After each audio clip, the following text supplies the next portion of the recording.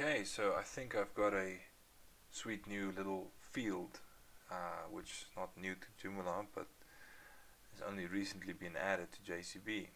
It's a field I left out way back in the day when I started development here, and I just didn't have the will, I suppose, to actually build it. And recently we decided to add it, and it's called Groupedlist. The Groupedlist field type is now in JCB. If you don't have it, please watch, I think it's 1 or 2 tutorials back that was released in how to update your field types and to get onto the same step as the community's latest release, I suppose, best way to see it. So let's demonstrate this group list and how to set it up as a field, and it's quite easy to use. It's very similar to list, except that it allows you to create groups of lists, which is really something Joomla does. We're just generating the XML for it to work. Okay, so let's see it in action. I'm just going to remove some of the empty values here for now, so we can see just the default without making any changes to it. Use global, I'm going to say no, the default 0, taking that out, show, change, just remove everything, and even copy the select an option as a label up here. And then for the database, I'm just going to add an integer. Well, yeah, that should do, and I think that's fine. Now, heads up, there is a way for you to add a database setting to the group list, so I can show you that in a very quick flash. Close here. If we go to field types, group list, it has a tab, default database, and you can change this and say the default database for your implementation. You could say the default database is 1, and yeah, like this. And from there on forward, every time you use the group list, it will automatically set the database for that field. Obviously, you'll need to keep that in mind, since if it is not what you want, you'll have to change it. It won't tell you, it won't shout at you. Okay, so we've created it. Now let's add it to a view so we can see it in action, and then understand a little of what it's doing. There are obviously different ways of adding it to a view. I'm just taking maybe the longest path possible. Okay, so over here we're just going to say select an option, group list,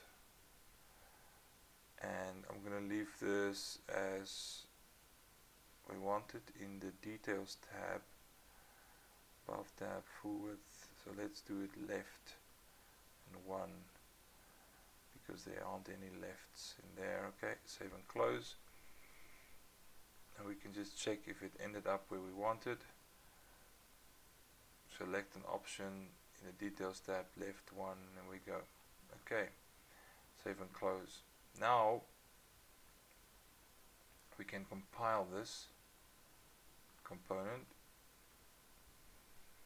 and it should actually increment the database for us. So let's see if it did that. It could be that it didn't, because this is a fresh install. We'll have to look over here. Okay, it actually did not do that. Usually it should. If you've started creating a component from scratch, it should do that. But since this is a fresh install and all the areas of the demo component has no history, you see the increment of the database is based on the history of those areas. There are tutorials that explain this. I'm just mentioning it again here quickly, which tells us if we want to install the component now and see that field in action, we actually need to remove it first.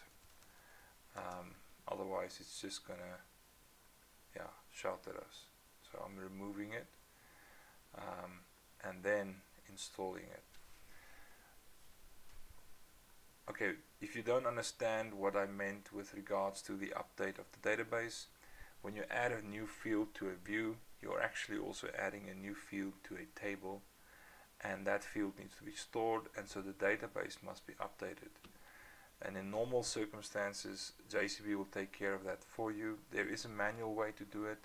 There are tutorials about it. Search the wiki pages on automated update, database update, and you will find it soon enough. Okay, so now let's go look at the demo in action. I'm going to create a new look here. And so off the bat we see it has group name, option 1, 2, group name 2, and option 3. So we can select any of these quite easily, and we have these group names in it, which is very nice. So let's go look at how it's done. Close out here, go back to fields, and open it up again. So you'll see within this new list option, you have these double @ signs or symbols being added into declaring a group name. So if we were to break this down into just a new line for every concept, it will look like this. So there is two conventions being introduced with this new field, or new to JCB anyway. First, you declare a group name and give it an ID with the two @ signs, and then you use the ID after a second pipe. So the first pipe will be the value of the option, and the second pipe would be the actual group name. This means that if you don't add a two pipes to a string, it will treat it as an independent value, which is orphan, that doesn't belong to a group. You can play around with it. There are some, you can change some of the values and see what happens. So let me change a little here to just demonstrate. So I've added an extra group called group 3. I've added two values to it. I increased the values of group 2, and then I added an orphan value, which is really not belonging to any group. And I'm going to save this and compile it so we can see it's changing.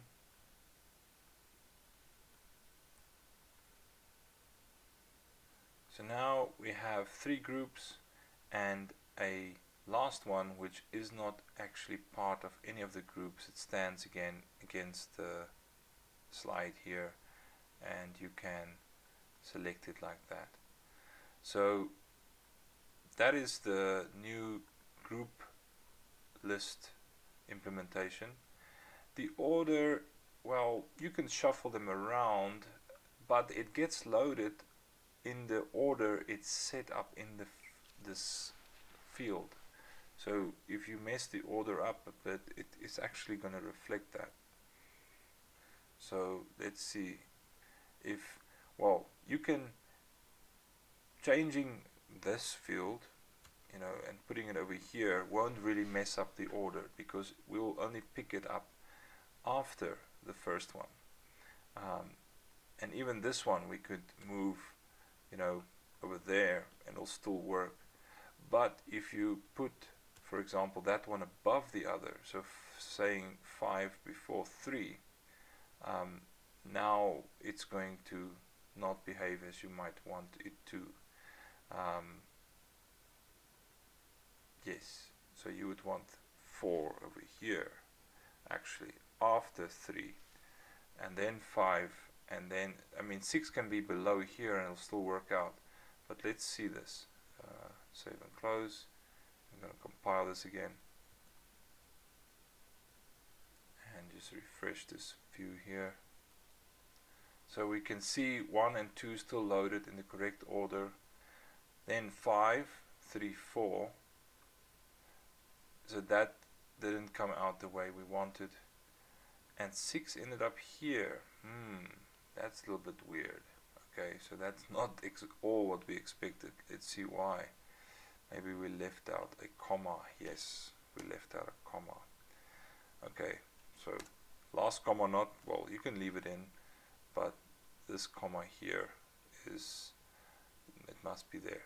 Okay, let's try again. Okay, so now it added 6 in here. So 5 was not, because of its order, it ended up above number 3. You actually want to put it after 4. 6 was here at the bottom, right? But it still ended up in the right position because it was still after its previous option. And the others were built as expected. So the order is the way you add it into the field. That's the order that it will sort of stay in. Okay, so that's the demonstration on the new group list field type. Enjoy.